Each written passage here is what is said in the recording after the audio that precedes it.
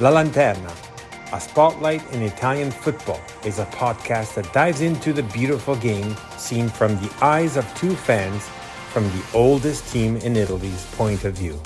My name is Fabrizio Cardone, Canadian and Genovese, together with my friend Matt Killen, an American-born and Genoa fan. Every week, we'll tell you all you need to know about the only team you need to know about, Genoa CFC. Plus, we'll have guests and provide updates from around the magical world of Italian football.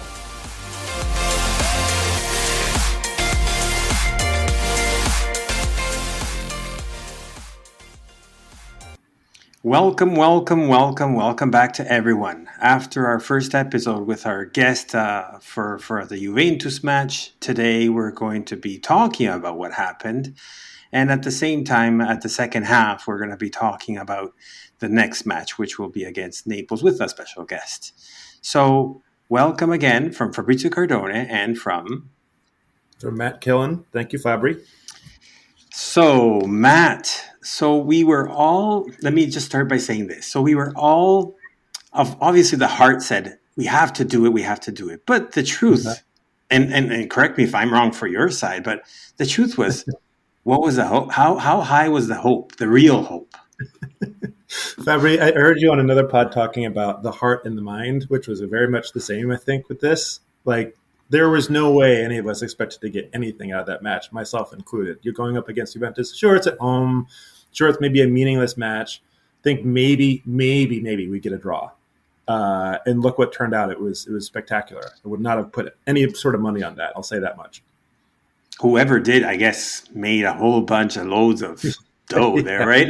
yeah, they definitely were the underdog in that match. So if we recap, so we're going to talk about Genoa Juventus. So Genoa Juventus ended 2-1. Sorry, 2-0 would have been nice, but but it ended at 2-1, and we'll talk more into detail. And then if you look also at the other matches, they were very important different matches too. So we had Venezia, which gave us a little bit of a thriller there happening, and the Salernitana, which was... Well, what do you want to say about that? Yeah, the Salernitana match, I guess you could say red hot. I mean, I don't know. If you saw the highlights of that match, it was pretty incredible. Ribery got sent off from the bench, which I don't know I can't remember the last time that happened in a match. But it was a wild day, wild match week, I guess you could say, in Serie A. It definitely was at the bottom table, and at the top, I guess it's just reconfirming what was at the top. But we can talk about that, I guess, also with our guest as well. But so let's go back into our Genoa Juventus match. So, catching back on what you were talking about. So let's go with the feelings before, which you might kind of sort of started, but the feelings of how we got into it, and then what happened throughout. So you remember, I think we talked a little bit on the last podcast. I was a little bit nervous, and I think I have to eat my words on this one because I was a little bit nervous with Amiri as our number 10 as our focal point, and he certainly is. That's how we lined up. He was the proper number 10. It was the famous now 4-2-3-1 that Blessing's been trotting out the last few matches with a couple of really important changes, I'll add.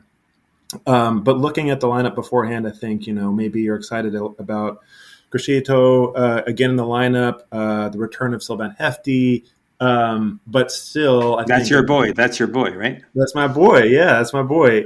And I think that outset, there's a little bit to be optimistic about, but at the same time, we've seen those struggles of late. We've seen the industry from Blessing's Genoa sides, but not necessarily the results. So there was a little bit of, we knew the boys would give it a good try. I'm not sure we knew that we were going to see what we saw in that match, which was pretty remarkable, especially when you consider the first leg performance that we had with them back in January or whenever it was.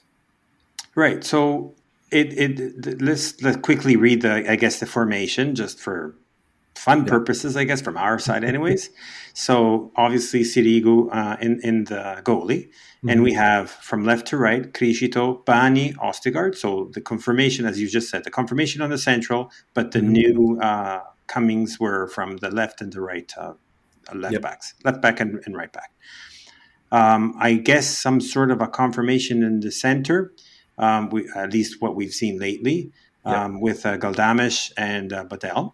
Mm-hmm. And then in that triangle, or I don't know, whatever it is, Yeah. at the from the 4-2-3. So the three parts, still again left to right. We have Portanova, Amiri, which is your 10 that you were talking about, and Melegoni. So, and then we have obviously Destro reconfirmed as our forward. So what do you think about the formation, the lineup?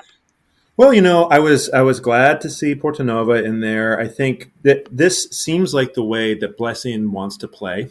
I think that we still have a little bit of a problem with the forward and how he interacts. I mean, Fabri, you mentioned this really well in the last episode, and I think you were spot on.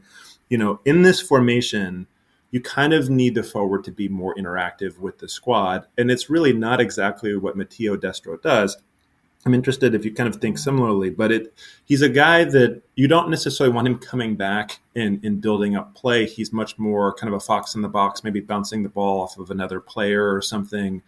Can certainly get you a scrappy goal, and he's got a great foot, but he's not exactly a player that's going to build up momentum. And so you wonder a little bit. I did like Melegoni. I mean, I thought he deserved a chance in the starting lineup. I was glad to see him in there. And I think I mentioned a second ago, Portanova too. I mean, he had a good showing last match. But I think still at the front of the line, that last bit seemed like maybe we could have gotten a little bit more. And you saw that a little bit in the first half. But let's think about the first 20 minutes. Yeah, Like, that's fair. if I remember about those, I mean, the first half was at the end. If we look at like at a box result, Yeah. it was not too bad at the end in No. points. Yeah. But if you looked at the first half of the first half, I don't know if that can be said that way, but Yeah. I don't know. I saw, and correct me here if I'm wrong on that one, but I saw a horrible showing. Like, it started drastically bad. So that lineup that we just talked about, Yeah. what was wrong then? I mean, I thought that we didn't come. You're right. We didn't come into the game in the way we wanted to. I was more encouraged by the way we finished the half, and I think where you did see some things that were more optimistic, I guess you could say. I think there still was some quality coming in from Crescito, from Amiri as well. I think there were some instances maybe we had I think it was like one or two times. Maybe the second time happened at the beginning of the second half. It was almost like an accidental step over. I think that was the one that had Destro just a little bit offside towards the end of the first. I mean, it's a difficult lineup when you're going up against Juventus. I don't care if they're trotting out a youngster in the heart of their midfield. I don't know. I mean, I still kind of think this lineup, exactly as it is, isn't exactly the best for our overall set of players. I think you want to see Crescito moving forward. I don't mind Badel and Galdames as kind of two of the more defensive midfielders in the squad. But I think, we're a little bit how exactly we balance going forward. We're kind of putting some square pieces into round holes a little bit with some of the players that we have. Portanova, Melegoni, again, I like them. Are they really meant to all play as central attacking midfielders together alongside one another? I don't know. You can maybe argue that there are better utilizations. Maybe each of them should be more of a number 10, and they're kind of all playing in that way. And you can see some imbalance that way. I'm not sure necessarily, that front four also aren't exactly necessarily known for being defensive kind of whiz kids or anything like that too. So you do have a little bit of risk in that side of things when you go with that formation. You kind of have to have a super solid back line, which I think, to be fair, we have good. That back four is really good. And again, I don't mind Badel and Galdames in that kind of category either. But that's still four players on the pitch that maybe aren't exactly the best at getting that done. Well, yeah, I guess what I wanted to say. Okay, first of all, what I wanted to say is, like, now that we have Cristo back, seems like he's Yeah. in shape. He's definitely, his heart is there, and let's hope nothing. Knock on wood, that nothing's really going to happen to him, because Yeah. he's been a little bit more on the delicate side. Let's put it that way. That's fair. But Yeah. definitely now from the starting lineup, all 90 minutes, seems he has enough strength to withstand the whole match, which is awesome. And Yep. it gives that extra quality, that extra level, that extra quality. I guess essentially it's in the all in all I wanted to say. So first question comes to mind is, we see Ostegard and Bani are solid in the central back there. Yep. What's going to happen to Vasquez then? This talented young Mexican. Also for our Mexican fans, and they definitely are disappointed not seeing him neither starting nor even coming up during the match. Yeah. Yeah, I mean, I think it's difficult for him, frankly. I mean, he's a player again who's had good showings for us, and we've talked about. I think in the central position, he can be very, very effective. He's got a little bit of pace. I think the thing that you kind of like about all three of those players is, I think maybe it's just for Serie A standards, maybe not. They each have a really good amount of physicality to them, and they can play that way. I think it's just so hard to displace Bonnie and Ostigard at this point. I mean, Bonnie, I think, had an excellent match. He had some fantastic tackles that kind of really interrupted some of the play. And we've just seen the physicality that Ostigard has. You kind of just need that. And so it is a question mark. He's a player you want to keep in the squad. You always kind of want to keep players interested. Unfortunately, it's not like we have other competitions really to throw him in right now. And I'm not sure he'd be really content with just being a Coppa Italia player next season. So I'm not sure where we go with it, honestly. It'll be interesting to see. Obviously, where we land in terms of our final standing is going to have a lot to do with it.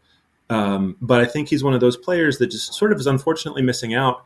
And it's only just because we happen to have two players who've come in who really have done a great job in the same position. I don't think Vasquez has necessarily played himself out of a position. I just think that those other two have really shown a great partnership together.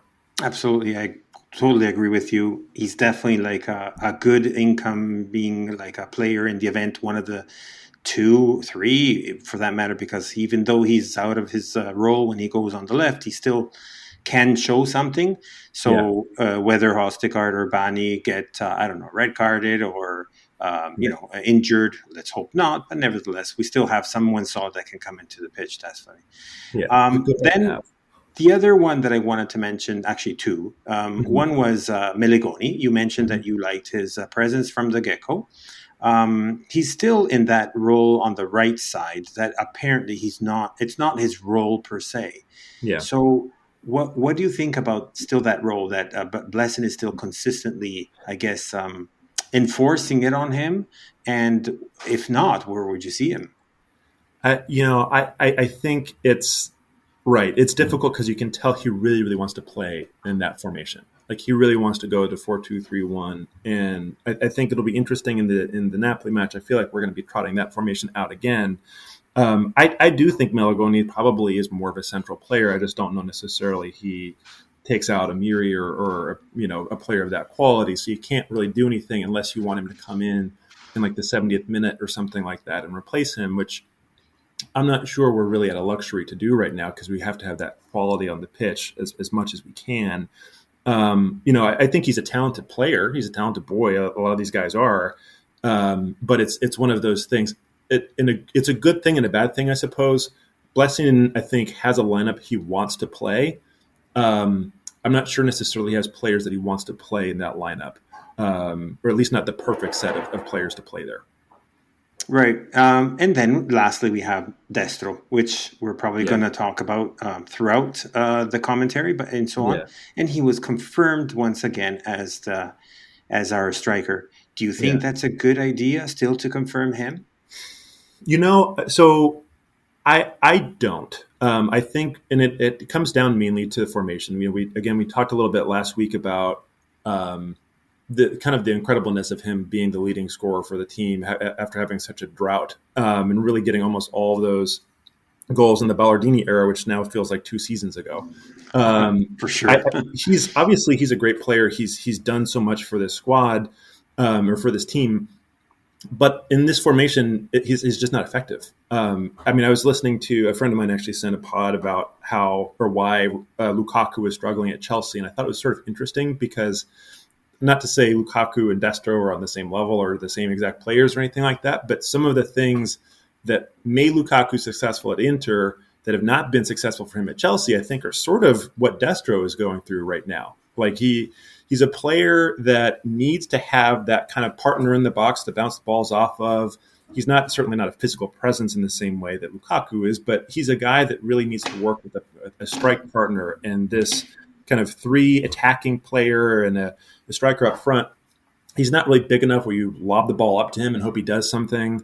And he kind of needs to be involved in those short passes. So I think I would rather see, a Yeboah, maybe Goodmanson. I kind of like Yeboah a little bit better to start with, but I would rather see either of those players, at least in this formation, I think, going forward. Okay. Now, before we go on to the second half, and we'd already talked about the fact that the first half it started kind of yucky, and then Yeah, it kind of picked up not too much, but a lot. The acid kind of got better. yeah, So the Barry Center was a little bit more solid and more central and more better. I don't know. And so, as I said, before we move on to the second half, you did mention to me flurries at the end of the first half. yeah, yeah. I mean, it started to happen for some reason for us. I mean, you saw again, a couple. I think it was a good ball or two from Crescito. You had Amiri played some really excellent kind of long ball. Like we started to have some chances there for a little bit, and I think at the very least, when you look at sort of the box scores aren't exactly everything, but we talked about how dreadful it was the first match. That was like 27 shots to nothing or something. I think we were like 4-3 or something like that at the end of the first half. I mean, granted, a lot of them I think maybe Portanova had taken a shot from way outside the box or something like that. They weren't exactly like real clear cut chances, but there were a couple there that really it kind of looked like we were growing into the game a little bit. I mean, I don't know, Fabri, what did you think? It sounded like maybe a little bit of a difficult start to the first half, but were you encouraged by that, or did it kind of still seem like maybe a bit of a false dawn before the second half came around? That's a good question. I mean, as I mentioned before, like the first half of the first half, Yeah, it just sounds like bad to say it that way, but no, the first 20 minutes, let's say, yeah, I was like, oh my God, there we go again.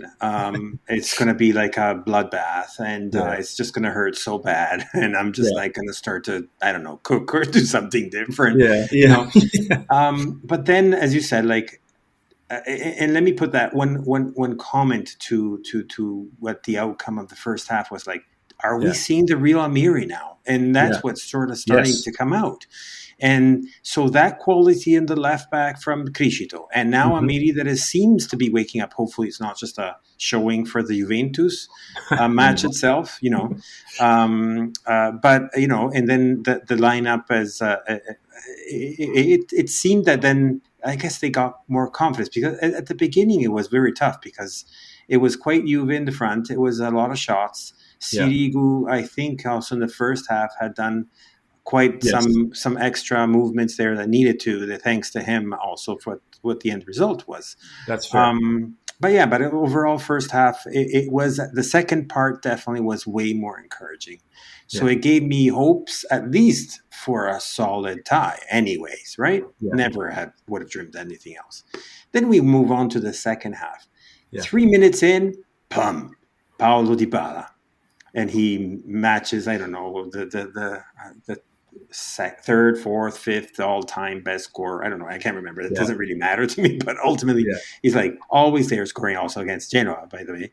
And he And scores. And then what did you feel there? I mean, your heart definitely sinks. I mean, it was a wonderful strike. There's nothing that Sirigu could have done. It felt again like here we go. I think you're right.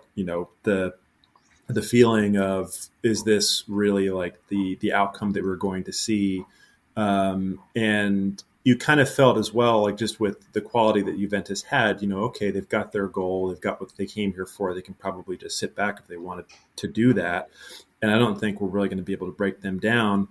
And so it really felt kind of like a pretty deafening blow. I think the rhythm of the game too changed a little bit right after that goal had happened. Like I thought actually for a couple of minutes right coming into the start of the second half, um, I think we introduced Friendrup kind of immediately, and it seemed like we had a little bit of that same energy happening the first couple of minutes, where we were getting balls into the box, we were being aggressive. I think Destro maybe had missed like a pretty clear chance, and then almost right after that, you see the Dybala goal, and it just kind of feels like, all right, done and dusted.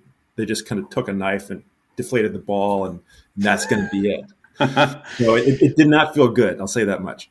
No, definitely. We've seen that before. So that's the first thing, an image that you're going to get in your mind and say, Yeah, okay, here's the goal taken, and now it's done. It's over. I It's know. the guys are just, it's like you cut their legs and they're out. Like, Yeah. obviously, psychologically, I know we're playing against Juventus, so that's obviously a good thing and whatnot. But then you get this goal, you're like, okay, now how many are going to start to count how many are coming through now? Exactly, Yeah. right? Yeah. But then a few minutes after, you see some tactics coming out from Yes. Lesson.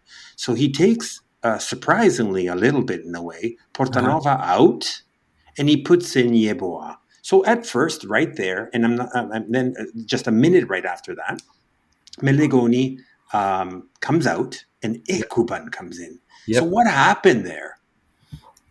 It was, I thought it was a really bold move from him. He put on Ekuban and Yeboah together, I think, is something that we've seen a little bit. I feel like this happened in the last match too, where he wants to pair these two players together. And you saw some of the dynamism that Ekuban had. I think like within a minute of him coming on, he had a shot on goal. And you saw his pace kind of streaking across the right-hand side.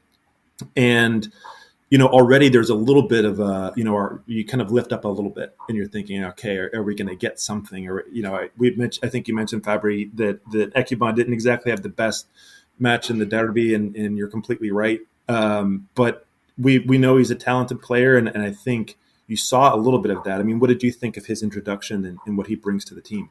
Well, no, I mean, I mentioned that it wasn't his match in the derby, but I still Yeah. have high hopes for this guy. I Yeah. think him and Yeboah together definitely are two good promises for the future for Yeah. Genoa.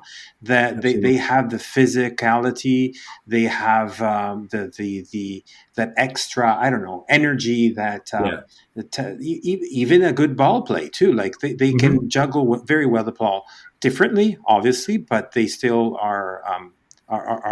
I like them anyways, and they. Yeah. What I'm trying to say with that is, remember we said throughout now in the different podcasts, like if we were like super senior in our podcast, by the way, I know. but these kids are all young and talented, and the more they play together, and the more I see them getting even more, understanding each other and understanding what the flaws and the good parts of each other and whatnot. So that's very, very important. So does that mean that with the introduction of Yeboah and Ekuban, we see a 4-3-3? That was the interesting thing about that formation, is that we go to the 4-3-3, which was a pretty ballsy move, you have to say, Absolutely. from Blessing, because we're going against Juventus. And obviously, I mean, we're stating the obvious here, but like this is one of the more strong attacking sides that we saw. I'll say we got a little lucky at the end of the match. I mean, Keane missed a wide open net. I don't know if you remember that play. Oh, big time, yes. But you could see, though, I mean, there was really a lot of positivity from the lineup, and I think also, I know we were kind of joking before about having Frendrup and Hefty playing together, but I thought we had a pretty good core group there with Badel, Frendrup, and Amiri in midfield, where you did feel like there was that good defensive stability, but still a little bit of ability to move the ball forward too. So, I mean, I liked it. Are we going to start with that against Napoli? I'm not totally sure. I think it's probably a little bit risky to do so, but I wouldn't be surprised if Blesson turned to this again in the second half, particularly if we've got a chance of getting something out of the match. And then we saw a few changes also on Juve right after our Yeah. move Yes. for our 4-3-3. You saw the introduction of Alexandro, Zakaria, and especially the tears from Vlahovic being subbed by Yeah, he Morata. was not happy. He was definitely on the bench, like almost in tears. Yeah. But we also had some chances, exactly the one that you mentioned, Mhm. from Morata, that comes all the way down and then passes it off to Ken or Keane. Actually, by Yeah. the way, the English commentaries always call him Keane because it makes sense to call him Keane. But he Yeah. out bluntly spoke to an interview, and Uh-huh. I guess it's the accents based on his origins or whatnot that I'm not too Sure. sure somewhere, but it's actually Ken, by the way. Oh, interesting. We I learn know it's something every quite day. exactly. So it's Ken. Anyways, and the miss from Ken, Yeah. and then I guess that I saw Gino waking up, especially in the Yes. last. I'm going to say last 20 minutes. People talk about 10, but you still have to build up in order to get to that I last. agree with that. I do. Yeah. Yeah, so the last 10 was like. I was like, am I seeing what I'm seeing? Is this Right. my Genoa? This is our Genoa? It's like, Yeah. oh my God, this is like fun, Yeah. even though we were one under, right? It was It's totally. I mean, these guys were playing without any sort of fear. It was so fun to watch. I did think Gudmundsson was a good introduction. He came on, I think, shortly after that period of time, or maybe it was like in the mid, like 85 or something. But um, you could just see it. I mean, we were really moving the ball well. We were getting up the pitch really quickly. It was not a slow build-up play. And I think you mentioned the dynamism of Ekuban and Yebo. You were seeing that. And it looked like we might get a decent shot on goal, and in fact, we had a couple of good chances. Yeah, and ultimately, you just mentioned right the Goodmanson. Like I have good hopes for the kid. I Yeah. think he's qualitative. This Icelandic young guy that comes Yes. into Serie A, thrown right there. He did Yeah. his first few showings, which were amazing. Then he had a little bit of a dip, Yep. which is okay. It happens, and so on. And I heard people starting to complain or comment on the fact this guy is like not good for anything, and so on. And Right. let me say the tie. Okay, then please, if you want to describe it before that, No, me, it's Fabri, go for okay. it. But this is what we were talking about, the Amiri that, Yes. and you even shared that video. I was like, I was watching it and rewatching it. So Amiri comes down in the center and Yep. then gives the tap just to Goodmanson. In a way, it was amazing to see Goodmanson going totally around the defender, which I can't Just remember who it was, yeah. and the ball was going all around behind him. It was like almost like perfection. Goodmanson comes there with a small touch, going to the opposite angle of where he was. It was Yeah. sublime. It was an incredible goal. I mean, just the movement from Amiri. I think you're completely right. Was just fantastic, and then the weight of the ball that he played was perfect. It completely opened up Juventus's defense, and you just saw Goodmanson just kind of wrap his foot around it just a little bit, and there's nothing Chesney could do, and it was really really um, it was a great goal. So actually, thank you, Stefano, in the background here. It's De Sciglio was the actual defender. Yeah. So comment on him, and forgive me, Juventini, but I still don't understand how he's playing in Serie A, but that's just my opinion. But anyways, so thankfully he was there. Now, what Yes. about those comments before we move on to the actual penalty? What about those comments about people saying, "Well, it's Genoa as usual. I don't know. They bought the game, or um, I don't know, some that type of tone, right? What are your thoughts about that?" I mean, I think I personally would have said the exact opposite. I mean, there were two or three moments in that match where it felt like, oh my God, we are just being punished. Like, I think there was a moment, maybe just after that, where it was a little bit of a shaky play from Chesney. Yeboah almost gets on the ball. It's actually probably more of a half chance than maybe the announcers made it sound like. But certainly, if he controls that ball, that's a goal. And then you've got on the other end of the pitch, the almost penalty that happened almost straight away after that, which kind of felt Exactly. like, man, are the football gods just against us with this? Like, what has happened? And I think this play, I will say, if there's a moment throughout the match that is like a signature blessing moment, I think seeing Goodmanson track back, make this tackle. Ultimately, it's a clean tackle. I think if you look at the replays, it totally is. That's his style of play. He wants all these guys to be aggressive, to be able to put a foot in if they need to. And I think obviously it really helped us in that very end because that penalty, if they would have been awarded, we would have been cooked again.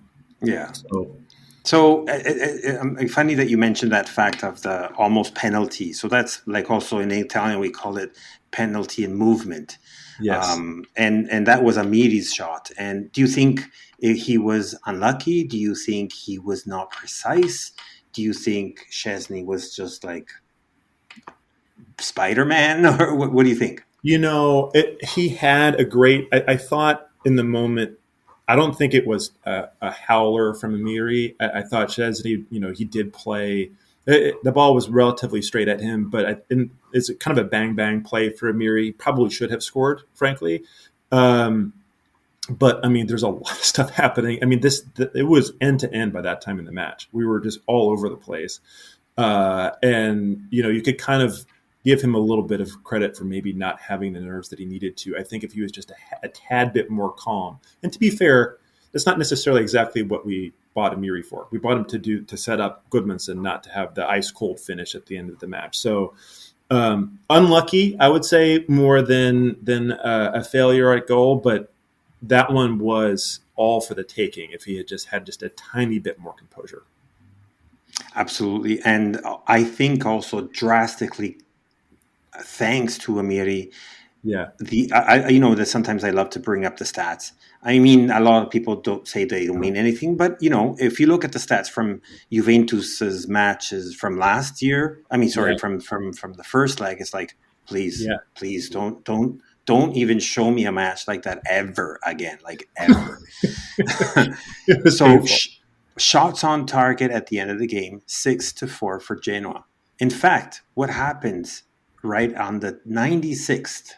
So there's a little bit of injury time that is added. Some, I guess, from the subs and so on. So we reach the 96th, and what happens there? De Sciglio is right behind Yeboah, because for the first time, Yeboah is not with his back to the goal. He's actually facing the goal, and he's pushed, or he basically makes the foul on Yeboah. Exactly. Yeah. And then when that happened, like, are you serious? You're actually saying to me, ref, you are going to give us another penalty in injury time at the end of the game that can make the difference to the match. It actually did happen. Exactly. Now, that was a revenge for Mimo Criscito, may I say. I know a lot of people said when it counted, he should have scored then. In this one, it's less important. Ultimately, there's a lot of factors here to think. First, it's still 3 points that we gained. So that's first, it's amazing. Totally. Unexpected, totally, right? Yeah. Number two, imagine the eyes and the thoughts and the heart of this player, which felt like the whole world had collapsed on top of him after the derby where he missed that penalty. So imagine how nervous he was. Actually, I heard, if I may, I heard an interview of Criscito where just before the match of Juventus, and he said, my heart was sunk totally. I was totally in denial, not in the denial. I guess he was like totally like closed into himself. He would only exit the house to go to the training field, do the time he had to do there, and then go straight back home. He was shut in the house for the entire week. So you can only imagine how he came. So first of all, if I may, and I don't think there's any censorship here, the balls of the man going up to the dischetto, as we say in Italian. It's like the circle there for the penalty kick, and say, I'm the I'm the penalty taker, and I'm going to do that again. That was like, honestly, to me, was just like, I don't know, good for him. And it was he did not even waver. He was automatically there. I think there was a little bit of an argument from the Juve players, and he kind of just stood there, stone-faced, ready to take the penalty. I mean, Fabrizio, were you at all, obviously there's a little bit of nerves building up because of what this goal could mean, but were you nervous at all with the last penalty miss? Did you have the faith in Mimo? What did you think just before he takes that penalty? It's a good point. Did I think about it? Yes. For a fraction of a second, yes. But at the same time, I said, well, wait a minute. He is our penalty taker. He has missed very few, probably one on top of the derby. Maybe, I can't remember now in specifics. But and he did it. Oh, my God. The happiness, the cheer. I'm like the roller coaster emotions from the win against Cagliari to the loss at the derby, and now to the win of Juventus. I'm like, I'm never calming down. I really have to go to the doctor and check my heartbeats or something, right? It was unbelievable. I mean, literally the last kick of the match. That's it. Game over.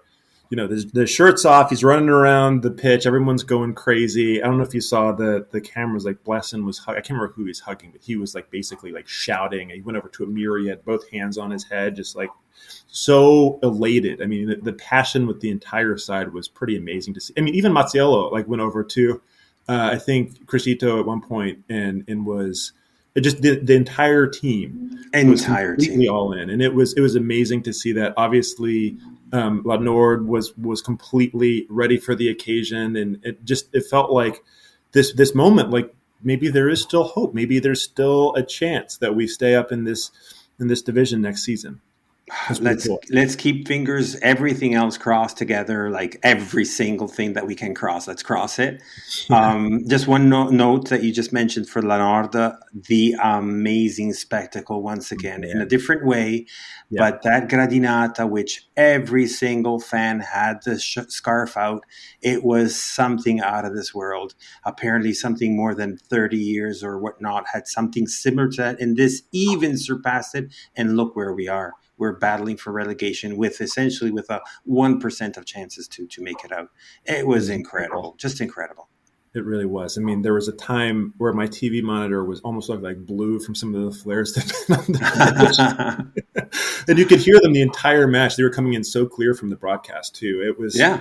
It was some showing that they had, and even when you panned to kind of Juventus's fan section, I'm not even sure if they brought like 2,000 people. It seemed like a pretty paltry amount that traveled to the match on their side. But never mind them. It was an amazing thing. Had we had not come out with the result that come out of that match, I think kind of like a couple others that had happened earlier in the season, there was this feeling, regardless of unity, which I think is just a really special thing about this team, about the squad.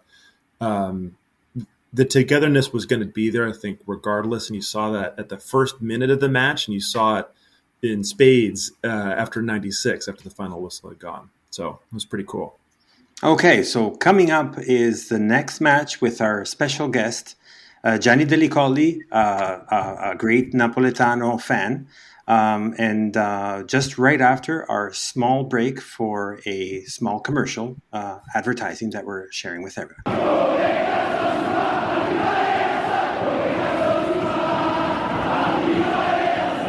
My name is Fabrizio Cardone, and I approve this message. Welcome back to our podcast.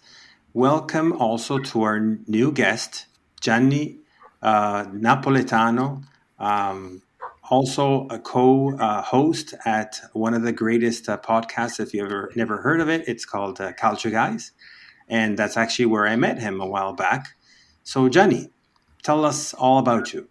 Well, first of all, Fabri, thank you so much for that introduction. You're making me feel a little bit. You're making me blush a bit with one of the greatest podcasts. It's just something we do for fun for the past few years. But I'm Gianni from the Calcio Guys. Basically, we're a Calcio podcast. We all have our own individual teams that we support, but we also generally talk about Serie A in general. A bit about myself. I like to call myself a Romapoli fan. Romapoli. Yeah. I never heard of that one. That's good. So wait a minute. So Roma first and Napoli after? Because Roma was my first team. Roma was my first team growing. So Roma was my first team growing up because I was like a 4-year-old kid, 4 or 5 years old. I started like the World Cup '98 was like my first experience with like while watching like competitive soccer on TV. And like got involved from there, and like I used to start watching league games with my dad and my nonno, and red was my favorite color. So I saw the Roma, the Giallo Rossi jersey. So like I just fell in love with the team. And silly enough, it's like, yeah, but why Roma and not like Milan? I thought Milan, Inter, and Juve were all the same team because of the stripes. Players change over too. I mean, I was a little kid. I was a little kid, right? It was kind of hard to tell, but yeah. So Roma was my first team, but my mother's side of the family comes from Cervinato, which is near the city of Naples, and my nonno's a big, hard Napoli fan. And when later on in my life, like back in the mid 2000s, when Napoli as well as Genoa started making the rise back up again into Serie A, I was watching Serie B highlights on YouTube because there was a Napoli fan in Italy used to upload highlights on a YouTube channel, and I used to show them to my nonno, and just seeing like the passion in his eyes and stuff. And also like just watching games with him on the weekend. And, obviously it's your grandfather, you love the guy. It was just hard for me not to develop a liking for that team. So at first, like Napoli was always like my secondary team. And then it just came to the point where it's like, wow, like I'm really passionate about these guys. I guess just family pride just kind of took over a bit. So it was hard for me to say like like there are times where it's like I feel like I like one team more than the other, but I'm not one to be like, oh well, screw my childhood team. Like I don't like that. I still love Roma, but I also love Napoli, and it's weird. That's why I call myself a Romapoli fan. So, Gianni, I never said actually where you are actually calling in from or showing up from. And obviously, when you said you were 4 years old, I know, I'm guessing anyways. I mean, I know, but I'm guessing it more than knowing. You're not in Italy, right? No. I'm in Montreal, actually. I'm not that far from you, Fabri, right now. Nice 5-hour drive heading east, but yeah, yeah. Just but the thing is, my father's from Italy. Well, he was born there, but he moved here when he was like 2, 3 years old. But he was pretty much raised Italian. And my mom was born here as well, but she's first generation. So my family's very traditional. You know, it was very stereotypical Canadian Italian family. So still So, very connected to our roots, still very strong. Fortunately, my Italian has taken a bit of a hit, but I've been trying my best to kind of improve it or practice it as much as I can. is that because you haven't been able to go back to Italy for a little bit, or Uh, what's th- the? that too. My nonno speaks dialect, so it's like it's kind of hard to speak proper with him.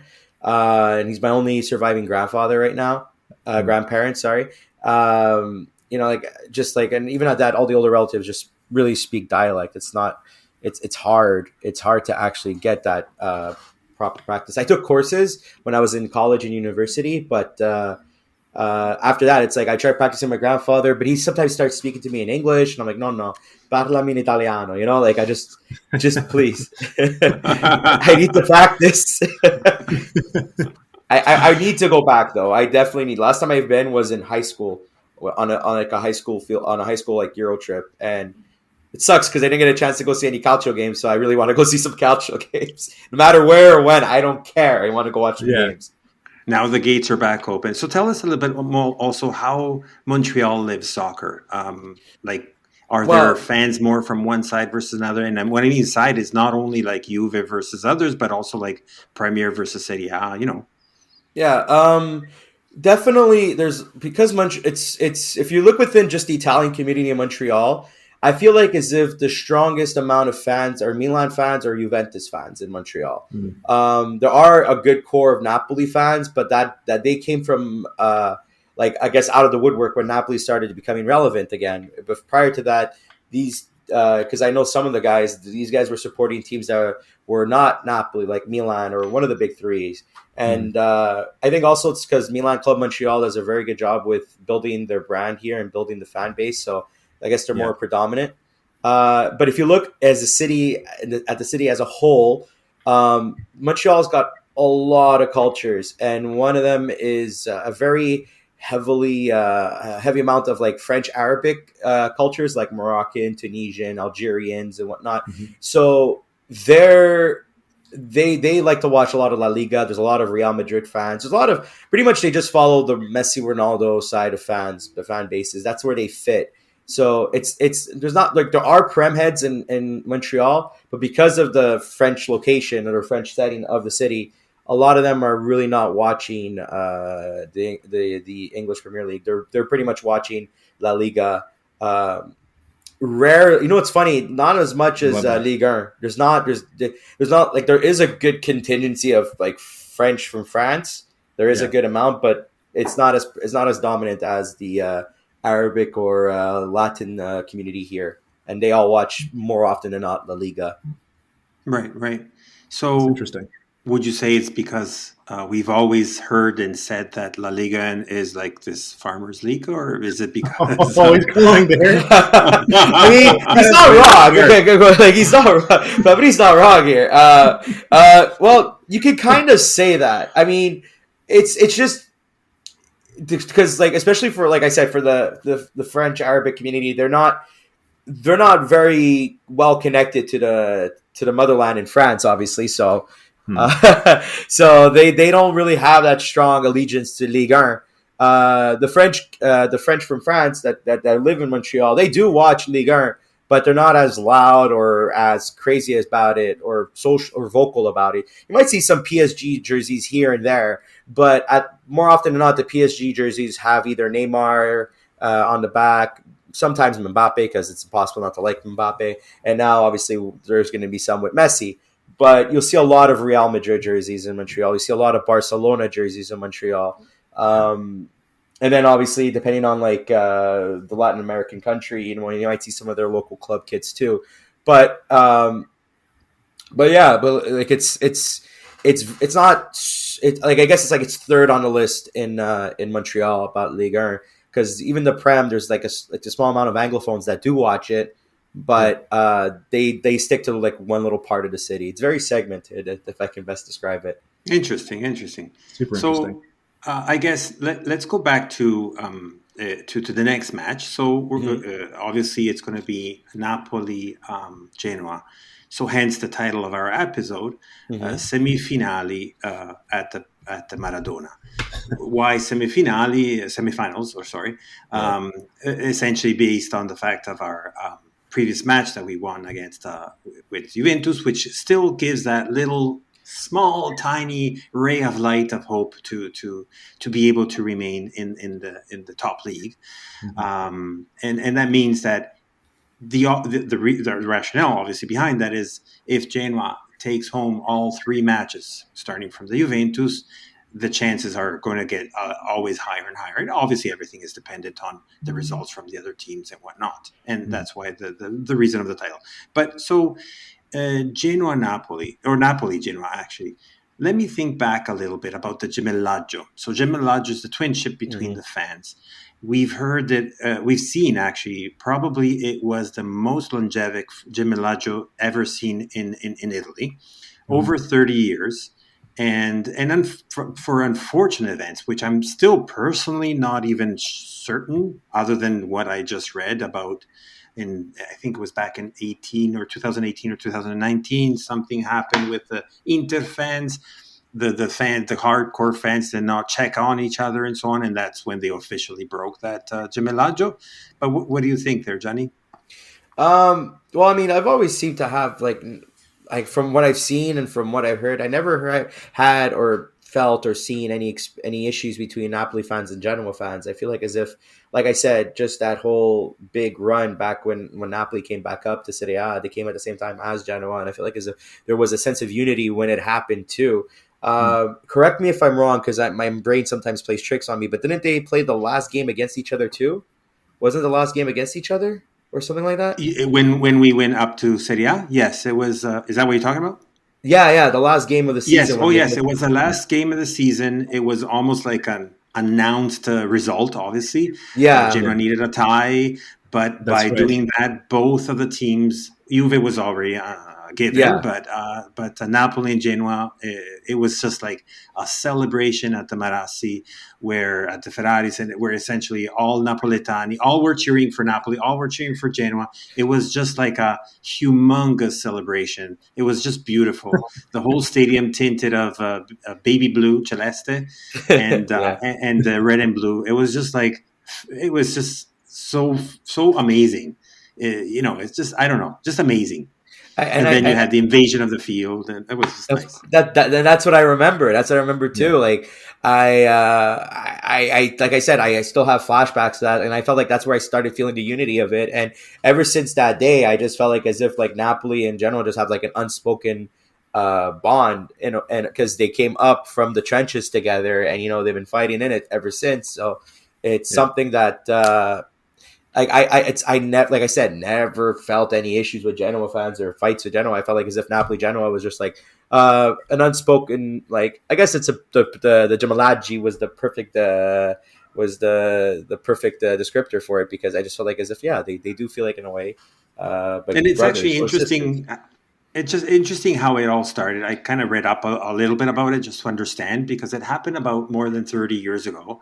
And I can't now remember specifically what year and whatnot, but it was again a Genoa Napoli match.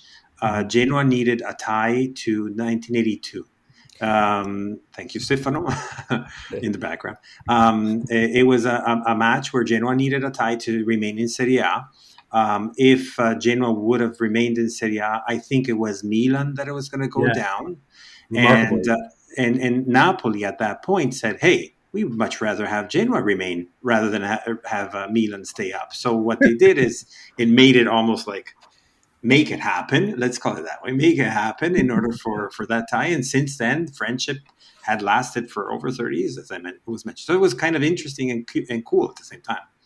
Yeah, I agree. Fortunately, I was only born 10 years later, so I never had a chance to see or experience that. And that's always like a nice little touching story, especially like I wouldn't call Milan a rival team for Napoli, but like it's always the big three in Italy that you want to be better than, you know. So like one of the big three just have a chance of, I guess, it sounds bad to say, but getting screwed over, you kind of like to try to do that, especially when you're a team from the south. Like I'm saying, I'm not talking Genoa, I'm talking about Napoli. When you're a team from the south, you know, you don't have the financial power that these big three have in the north. So to have an opportunity to kind of stick it to them, you know, just to kind of like, you know, just stick it to the elitists or the upper class, you know, just it's like Les Miserables all over again, you know. get eat the rich. No, just kidding. Yeah, but Gianni, like the fact of how you only have one team in Napoli, which Napoli, if I'm not mistaken, is the third or fourth largest city in Italy. Yeah, and when you see the Maradona base, or formerly called San Paolo, to be full and like to the 80,000, I believe, right? And it's just like something unbelievable. Yeah, I'm just looking up on the Stadio Diego Maradona. I think it is 80,000. More or less around it, right? So actually, it's just no, incredible. Actually, much smaller. It's 54. Oh, okay. Yeah, Well, it's like the Olimpico with that's the fans close. there. Yeah, I'm sorry. I said it feels like 80 with the fans there. Yeah, I think one of my favorite video clips of the Maradona once was like Napoli was playing in Champions League. I think it was the Liverpool game, and somebody brought a whole tray of lasagna to the game, and they started distributing it to the fans in the section that were sitting with them. It was amazing. It made it rounds on YouTube and stuff. But yeah, awesome. The Maradona, what I love about like just the experience of it is just like it speaks the spirit of the city. Like it like the fans are genuine. They're it's just it's the heart and soul of the city. And when Napoli plays at the Maradona, this just like the city comes to life, and it just gives like there's like this feeling of purpose. I don't know how to explain it. It's just it lives, breathes, and like calcio. And if Napoli is playing, the city just it's a different vibe. And yeah. And it's just it's that, but it's not like as if like some cities, you know, like yes, you know, they love their team, they love to, you know, like it's like they if they win, fantastic, and if they lose, vabbè, you know, like we'll try again next time type of thing. Napoli is just something else. When they won the Coppa Italia against Juventus, you know, like 2 years ago, the city like froze up. Like everybody was in the street celebrating. I'm like, this is just the Coppa. Like don't get me wrong, I was happy, you know, for the Coppa Italia, especially when you beat Juventus. I can't stand Juventus, but like just the fact that like everybody's in the street celebrating for a Coppa Italia, I'm like, my God, is this city gonna burn down if Napoli ever wins the Scudetto? Like this is crazy. Like it's something else for them, and it's a matter of life or death, and it's something that I sadly have never had that experience, but I really would love to go see a Napoli game at the Maradona and just get that experience at least once in my life. So Gianni, what happened? I mean, Matt, you kick in whenever you want, but what happened to Napoli? It's lack. I don't want to say complete lack of depth, but the bench wasn't as strong as the other teams that they were competing with, and Spalletti kind of like he made some like good choices, but he also made some questionable choices. Mertens not starting very often with Osimhen, especially with the Mertens contract situation going around. Didn't help because I feel like Mertens and Osimhen were great together. You know, Koulibaly's been solo on that back line for such a long time. Rahmani got better this year, but Rahmani got better this year. But besides that, it's like Mauro Rui. I call him a horse with the racing flaps, where you know, like he's aggressive, he's fast, he's great with the ball, but you know his vision sometimes is not there. So a lot of times Koulibaly has to make up for his mistakes. Di Lorenzo, solid right back, but he was injured more sometimes during the year. It was just more like this was a good team, and if they had a chance to win the Scudetto, it was this year. But unfortunately, they just ran out of gas, and Spalletti just, I guess, mismanaged the players. But above all that, I've said it for the past few years, and it's always shown. Napoli does not have that winner's mentality or that killer mentality, the mentality that like that champions have, where okay, this is a do or die situation. We have to kind of develop a way to get a win from this, or kind of like this is a crucial game, guys. We have to get a result. And at the start of the season, there were games where like you kidding me? It's a one. They're down 1-0, but then they come back and they tie it 1-1 or make it 2-1. I'm like, okay, great. This is the mentality I was looking for. But then when it came to crunch time, like the second Milan game, because they won the first one against them. The second one, they lost 1-0. I'm like, okay, it's a loss. It sucks. But at least we have the tiebreaker if we play against them. Even though they both were 1-0 games, in terms of goal differential, Napoli had the tiebreaker versus them. But then you lose to Fiorentina, you lose to Empoli when you're up 3-1. When you're up 2-0. It was I don't see, it was so bad it's like gone from my memory. You draw against Roma, like it's when the crunch time came, it's not the first time we see Napoli do this. Years ago when they were in the race and they lost to Fiorentina, was it 2016, 2017 that year, the 16-17 season. I think it was 16-17. I'm mixing up my years. But anyways, like you saw it again there too, where they just had the opportunity to be the champion and that mentality was gone. And I feel like as if there's the core of the team doesn't have that, like a Zlatan Ibrahimovic, where the guy's not afraid to tell you, hey, you're sucking. This is how you don't stop doing this. This is what you're supposed to do. You want a guy to take it by the scruff of the neck a little bit. Exactly. It's such an interesting team. I mean, you're totally right, Johnny. I mean, I could imagine it being maybe a difficult season almost, because you see him come in. You think maybe this is the guy that can help unlock something. A little bit different player, plays well with Mertens, like you mentioned. I mean, coming out almost towards getting into the second to last match day now. What do you think Napoli's mind frame is going to be coming into this match? I mean, it's at home. You mentioned how much Naples gets up for the team, but with the kind of their place set for the most part for the season, do you think this is a little bit of a bogey game for them? Do you think they're going to come with the full mentality? Like, how do you think they're going to prepare for this one? The players, I think they will. I think the players are going to come to perform, but they're definitely not going to come in with the intention for, let's say, they're not looking for blood. They're going to come in. They're going to try their best to give their best performance possible, and give the home crowd a fantastic game. But as with Milan winning today, Napoli's officially out of Scudetto contention. Even with two wins, they only get 79 points. Milan has 80 as of today, so that's it. Napoli has no. So for them, it's I'm not saying the game has zero purpose, but for them, there's no race anymore. What they're gonna try to do is, hey, let's see if you could probably either push for second or try to stay on top of Juventus just for bragging rights. So especially when you consider Juve a rival team. So I think Spalletti might not even play a full roster, to be honest with you. I was going to ask you, do you think he might try, some younger players? Is there anyone that you think could use some development time? Like, what do you think he might trot out for the formation against Genoa? I honestly might think that, like, who knows, he might actually play. He might not even start Osimhen. I think he might actually, just might even use like Politano and Petagna. I think he still plays Insigne because it's just, especially it's his last two games at Napoli. You don't want to bet. I mean, mind you, I say this, but this is a man who's also benched Totti in his last season. So this is true. So I can't really say that for sure. But I honestly don't. I think he plays a bit more of the reserves. Kids, maybe not. I still think he wants to play a somewhat serious squad just to maintain like a good second place finish. But like I see guys like maybe on the back end like Zanoli getting to start. Like the midfield's probably going to be not. It's not even going to be Ruiz, Zielinski, and Gisa. It's probably going to be guys like he's probably going to play Deme. He might even play Almas. You Interesting. know what I mean? Like he's not gonna. I feel like as if he won't use the full roster. I think it's probably gonna be a mix of like bench players and starting players. Yeah.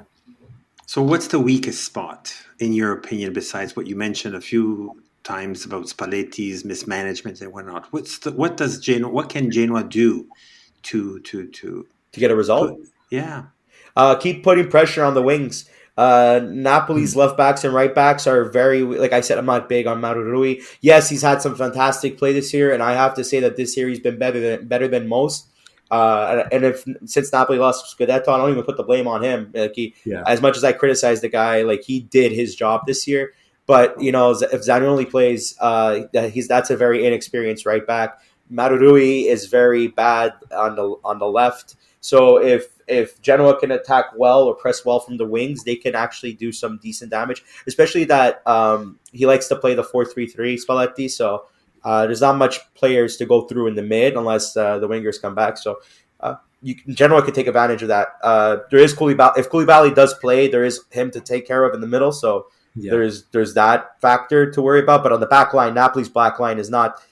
Even though surprisingly defensively they've been having fantastic numbers this year, Koulibaly has had 0 clean sheets this season. Like he's like there's Napoli's like I don't think Napoli's had a clean sheet this year, to be honest with you, or a clean sheet where Koulibaly played the game. So there's always going to be one. So if Genoa can capitalize as fast as they can, uh, I think this game is probably going to be like a 1-1 type of game. To be honest with you, I definitely see Genoa scoring. Definitely. I was going to say, Fabri. I mean, hearing Johnny talk, this I don't. know, I was kind of wincing and smiling at the same time. We were just talking about how we somehow trotted out a 4-3-3 in the second half against Juve and got something out of it. Do we go that boldly in Napoli? I'm not sure, but maybe the conditions are right for it. I don't know. I would be a little bit worried about the game getting out of hand for us in the opposite way if we did that, but you never I know. probably like Matt. I think you got it dead on. Like I think it could be a replica of the Juve match. So start with the five. I always forget it. Sorry, the 5-2-3-1. Uh, just play it out there. See what happens for the first half, and Yeah. then if needed to be, then you change that as it happened with the Juve match and move it again to the 4-3-3. And maybe that's when it hurts more for Napoli. Yeah. Will be Yeah, interesting. definitely. It's. I mean, you guys have the potential of being giant killers if you when you guys want. I mean, you guys showed it this weekend, right? This past week. So, I think that Genoa can come into the Maradona and get a result. And honestly speaking, the Maradona isn't that much of a fortress as it used to be. This year, Napoli has 5 losses at home, and it's the most amount of losses they had. And it's been a while since I saw that stat, so I don't remember it by heart. But in the Yeah. past few seasons, it's the biggest amount of losses they had at home. Um, so it's not something that's impenetrable.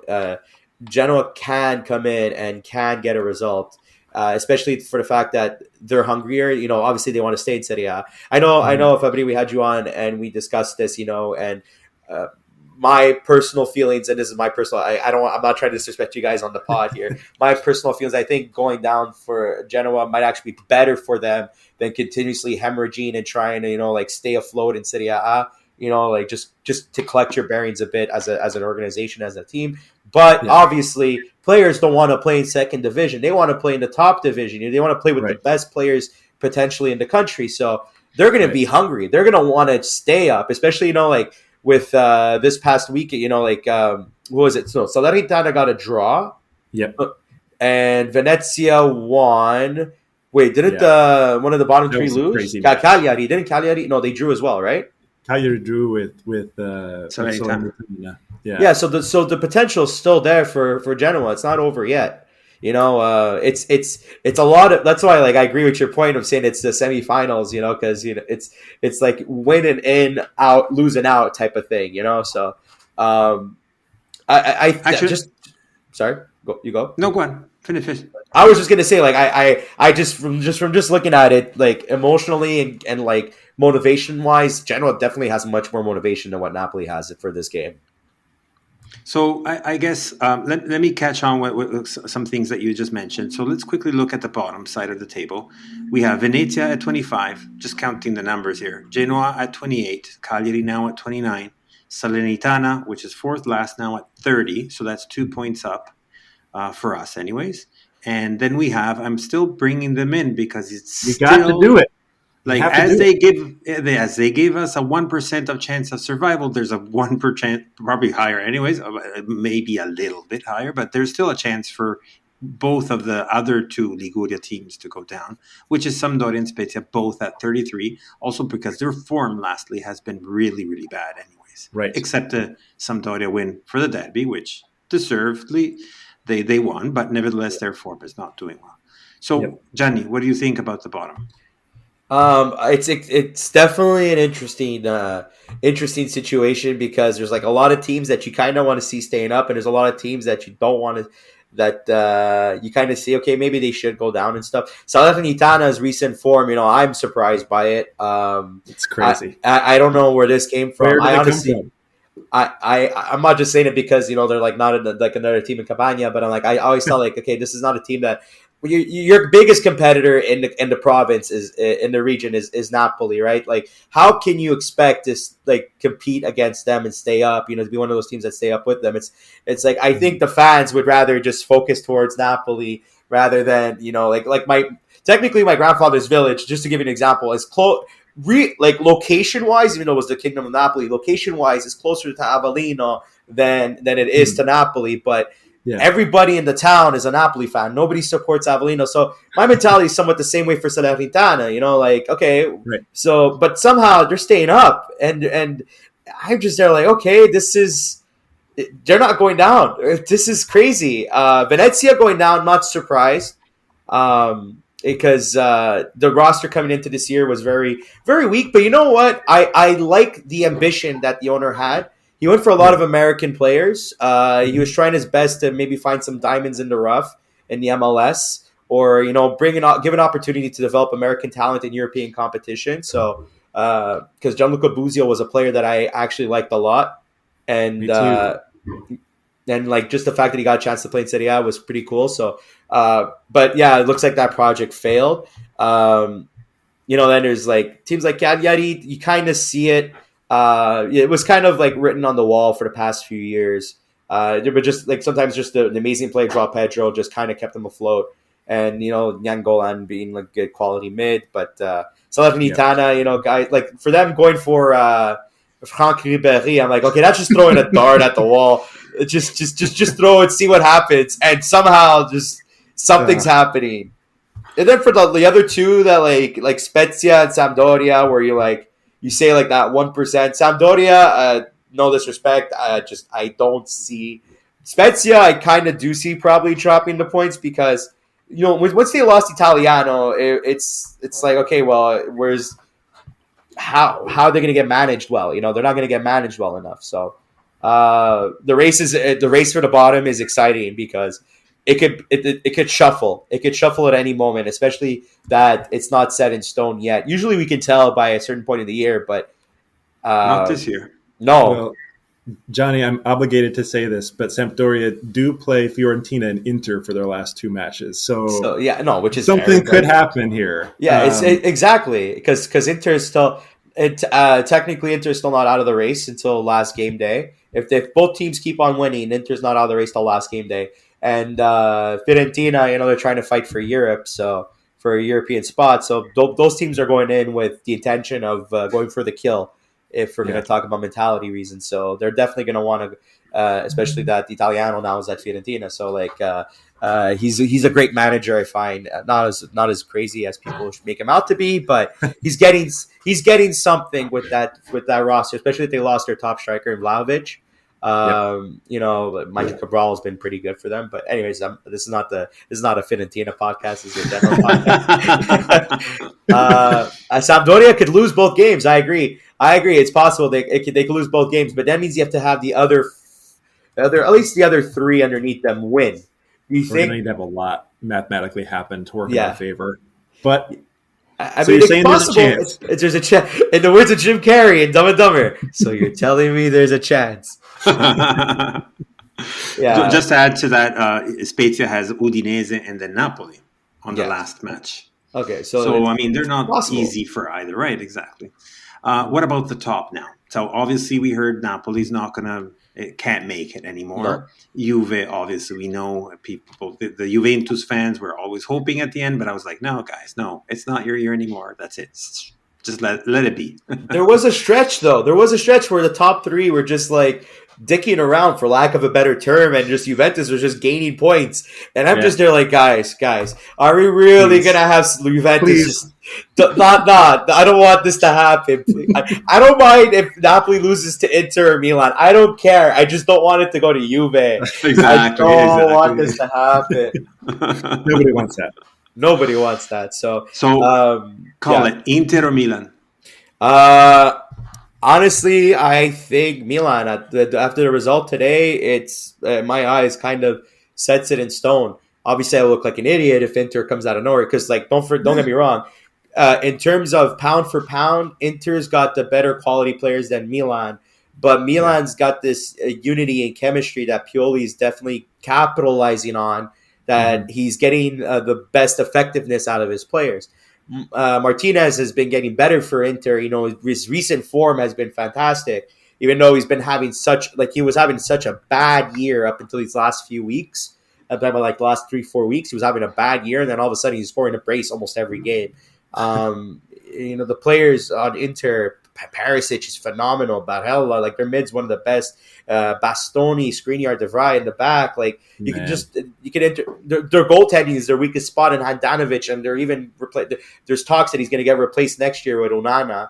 Like I on paper, pound for pound, Inter is definitely a better team, but Milan has just won the games that they needed to win, and Pioli's been getting the results that getting the chemistry and the results from the players that he wanted, and I think at this point damage is done. I think Milan gets their 19th.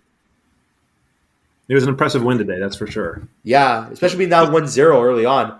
Yeah. So equalizing Inter with the number of Scudetti. Yes. Matt, same questions to you. Top table, bottom table, and then at the top. I mean, the difference is now with the Juve game at hand. Yes. I mean, I think there's definitely the optimism that we can do something. The challenge, I think, I'm not sure we can get out if we don't win both matches, as this title suggests. I think there's a good chance. I think we're going to give it a proper go in Napoli. I really, really do. I'm hopeful, and I'm going to go with my heart on this one and say that Genoa really do have an opportunity to stay up. I am still kind of looking at Salernitana with a sideways face a little bit, just because their form had been so poor until like the last 6 or so matches, or however long that streak it is that they've been on. And I don't think they have the easiest run. I do think their last match is maybe Venezia, but I feel they'll be giving them a good, it's worst case for them is going to be the last match in Serie A. I think the players will probably play pretty loose. There's probably nothing for them to lose, and maybe it'd be fun to play spoiler at the last game of the season. So I don't know. I do think Venezia are going down. I don't have a very good feeling about Cagliari. So I think it's probably Cagliari, Venezia, and then hopefully we're able to catapult out of that situation. And then you see either a Salernitana or a Sampdoria kind of falling into that mix. I kind of feel like Spezia might get something out of the next 2 games, but we'll see. And in the top, I mean, I have a hard time too. I mean, Johnny's right. Milan have the run of form. I mean, Inter got it done this weekend. They did what they needed to do, and they do have a little bit of an easier schedule going into the last couple of matches of the season. I think if there's anything that would give an Inter fan hope, it's that Milan have to play Atalanta and Sassuolo, who, obviously maybe aren't at the same level, but they each have players who can do a little bit of damage, and hopefully Gasperini will work his magic once again. I mean, I suppose it doesn't really mean anything for us, but I personally would kind of rather see Inter win than Milan. So I don't know. I think Inter still has a pretty decent chance just because, as Johnny mentioned, they do have that talent and they just have that slightly easier last run in. But it wouldn't surprise me one bit if Milan kept it going and won their first Scudetto in, what has it been, like 10, 11 years? How long has it been since they've – it's crazy it's been that long. Since 2011, actually, since they last won. Unbelievable. Yeah, I mean, Serie A wasn't in its greatest form since then. I feel like as if there was a Yeah. very, very huge regression. A lot of stars leaving and stuff. Prem getting these TV deals that were just ridiculously large, and obviously, you always go for greener pastures when you're an athlete. If you get better paid, Yeah. better. I don't. Sometimes I don't blame athletes. Like, hey, you have a short period of your life to make as much money as you can with a heavy risk of injury or life changing, like your life can change in that short moment, god forbid. Like we saw it in the Euros with Ericsson, like with Christian Ericsson. Yep. His was a literal life changing event. The guy was Absolutely. like a minute or two away from passing. So if a Yeah. player like obviously is going to leave one club or country to go play in another where he's going to make more money, I mean, I don't blame them. So yeah, Juventus, being the big fish in a small pond, uh, for a good 10 years, was not fun for the league. And I think Did you honestly it hurt the league even more. did you crack a wry smile seeing Del Piero talk about how Serie A is in a bad way? Did you see that comment come out recently?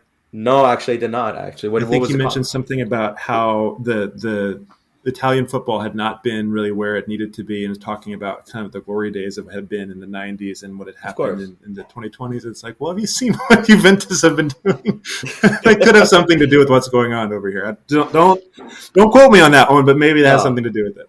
I know it was a great time. I've growing up as a kid during that era, like the late Yeah, 90s, early 2000s, even up until like 2010, 2011. Just like honestly up until like when Juventus took over and after post 2011, like Serie A was great calcio to watch. It was great soccer.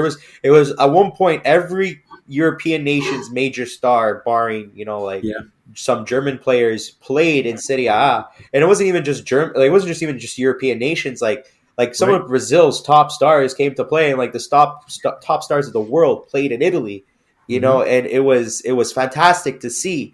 It was just like every team just had quality, and in any given weekend, like I'm pretty sure you guys probably know better than me because like I have fond memories, but not the most detailed ones. But it's like you got even Fiorentina would have like Battistusta, Oh you know man, what I mean? Like Batigol. Batigol, That spot was before crazy. yeah, like just like Lazio, had Nedved and Nesta, like in the late Hmm. '90s. It's Baggio was playing for freaking Brescia, like like out of Yeah, all, you know what I'm saying? Like it was just every team had great players, and yeah, it was pretty much of like what the Prem is today. And yeah. yeah, I have to agree with Del Piero. It's not where it used to be, but the by the way, owners across the board need to wake up, and the just the organizations, I feel like as if is also a bunch of dinosaurs holding the country Yeah. back. But and guys hey, look, I love the guy, but De Laurentiis not much of a guy who helps that much. Like guys like De Laurentiis, sometimes with his stupid comments and like his very old school mentality on things, but all in Yeah. all, the league has been hurt lately. So it's nice to see recent form, like like Inter winning it last year. This year, you might have one of the Milans win it again. It's Yep. nice to see some variety. At least that. At least we're getting that back. We've got a proper title race and Yeah. a crazy end at the bottom end of the table. It's usually kind of what you hope for. Mainly, we're hoping we stay up, but Yeah. I mean, not for you guys. You guys are probably just like stressing like yeah, crazy. it's bad on our heart. Well, definitely, it's not easy on the heart. Definitely. Just to wrap it up a little bit, just my quick comment on the table. At the top side, I definitely see AC having the edge. I think it's all up to them to lose it or to win it. And then Inter is just going to be just rattling right behind it, and it's just waiting for just as we say in Italian, a passo falso, which is just some mistake Yeah, that AC can or should do, or they are hoping. While it would be still interesting also to see, and no, I hope no Inter fan is going to be upset for that, but it's interesting still to see the head-to-head with the 19 Scudetto each, and the race for who's going to get the two-star, as we don't want any other stars for that other team that we're not going to mention, I obviously. want to see Genoa get their 1 star one day. Oh man. One day, I just want to see that happen. I want to see a different team besides the big three have a star in their jersey. It's so I true. wouldn't mind. Hey, Gianni, that's the dream of any Genoano. It's we want to see it because obviously the last Scudetto has been won like quite some time ago, but definitely this is I don't know. It's just a dream for every Genoano, essentially. Hmm. And small comments again for the bottom table. We have Salernitana that is going to face Empoli and Udinese, which I think is going to be a little bit easier compared to for Cagliari that is going to face Inter and Venezia. Now, Venezia depends on how they're going to want to do their last match or whatnot. Genoa, we know it's a must win for both games, and that's the only way to have any type of hopes still to happen. Hence the semifinals at the Maradona. And my comment to that is, I know that the fans are not the same thing of the players. I want to reach out to Insigne, very good friend with Criscito, and say, hey, listen, we are still friends and we're going to help you guys because we don't want to see you go down. So that's what I want to see from this match. What do I see out of this match? I don't know. I guess I'm going to say the same thing of Juve just for scaramanzia, for jinxing it or not jinxing, etc. I want to see. My heart is going to say that I want Genoa to do very well against Napoli, but the mind says, well, it's obviously you can't compare the quality of the two teams against each other, and we're just gonna laugh again or cry again next week, anyways. So a small round table, Gianni. Yeah. For round table in terms of score. Oh, it's a round table, I guess, for the salutes, I guess. Oh, okay. Well, like I said before, well, just because I brought it up, I think it's going to be a nice 1-1 result given the situation. But yeah, once again, I'm Gianni Delli Colli. You can find me at Gianni Rules. Rules is RULZ 27. I made it when I was in grade 2, and it's been my thing ever since. Gianni Rules 27 on Instagram or Twitter if you want to follow me personally. If you want to follow our podcast, it's the Calcio Guys. It's at the Calcio Guys on Instagram, Twitter, whatever. You can find us on all the podcasting platforms, whichever you use, you'll find us there. If you can, give us a listen. Our latest episode had Fabrizio on, so if you want to see how we do things and listen to Fabrizio's side of the story and stuff, by all means, come give us a listen. But thank you so much, guys, for having me on. I really, really, really do appreciate it. It was an honor. Johnny, we had a great time. This is a lot of fun. I think if anything happens, there probably won't be any bad blood between Genoa and Napoli at the end of this match. We've at least sorted that part out. The Demolagio is alive and well. This has been a lot of fun, though. Let's hope for a good result on the weekend. Here. So thank you, everyone, for listening to our podcast once again. We'll see you next week. Now, the next one will be against Bologna after this match coming up with Napoli, of course. And thanks again for listening to us. And we very are happy to see you again next week. Bye. See y'all. Bye.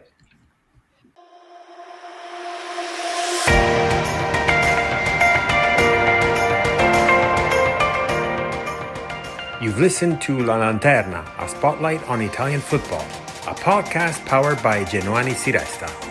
Thank you for listening and see you next week.